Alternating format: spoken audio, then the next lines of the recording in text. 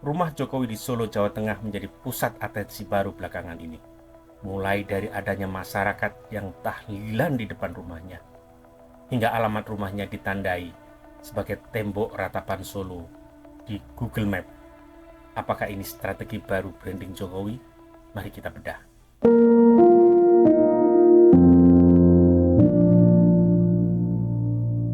Dalam politik, tidak ada yang kebetulan.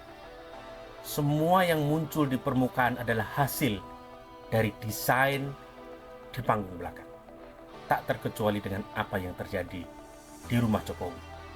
Ketika orang datang, meratap, atau bahkan tahlilan di jalan depan rumah.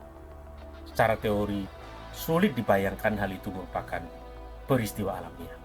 Semua itu lantas menimbulkan interpretasi tentang sebuah tempat. Rumah menjadi simbol dan keramaian menjadi pesan, serta kehadiran publik berubah menjadi panggung.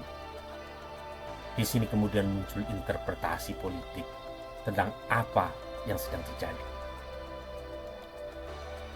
Bagaimana orang datang melakukan tahlilan di depan rumah dan adanya tembok ratapan lantas menjadi simbolisasi tentang bertemunya harapan dengan kepedulian, dan tafsir itulah yang ingin disebarluaskan. Tembok ratapan di rumah Jokowi juga bisa dibaca dalam kerangka reproduksi simbolik pola kekuasaan Jawa yang sudah lama hidup dalam imajinasi kolektif. Dalam kosmologi Jawa, kekuasaan bukan hanya soal administratif, tapi juga soal simbolik dan spiritual. Jokowi ingin mencitrakan dirinya sebagai figur bapak yang berperan sebagai pelindung, pengayom, mendengar, dan memberi solusi. Di sini, rumah menjadi panggung patronase simbolik. Bentuk pengayoman tidak selalu harus bantuan real, tapi juga bisa dalam bentuk keberadaan figur sebagai tempat pengayom dan tempat berharap, sehingga menciptakan relasi ketergantungan psikologis. Jika pemimpin masih didatangi rakyat di dalam imajinasi politik Jawa, itu bisa dianggap bukti bahwa auranya belum pudar.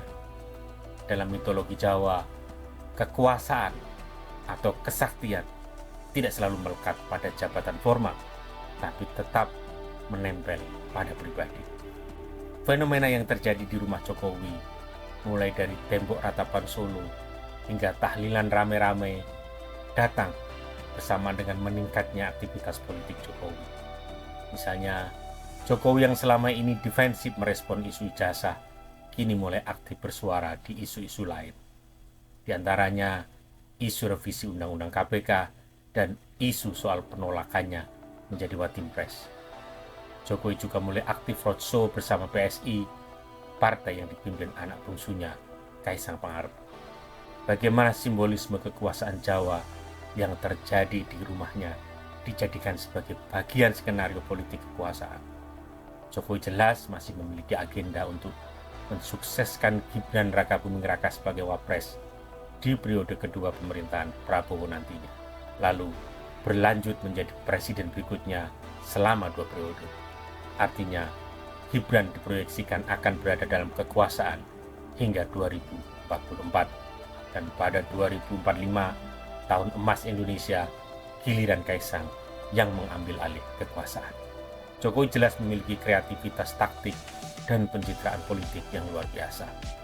Lebih dari itu, ia memiliki tingkat kenekatan tinggi untuk menerabas konstitusi. Ini, Jokowi menunjukkan kemampuan mengemas citranya sebagai pemimpin pengayom dan tempat rakyat meratap. Tapi, jika segala sesuatu dilakukan berlebihan, maka cepat atau lambat rakyat akan tahu bahwa semua itu hanyalah modus politik. Sekian, terima kasih atensinya. Tetap berpikir, bersikap, dan bersuara merdeka.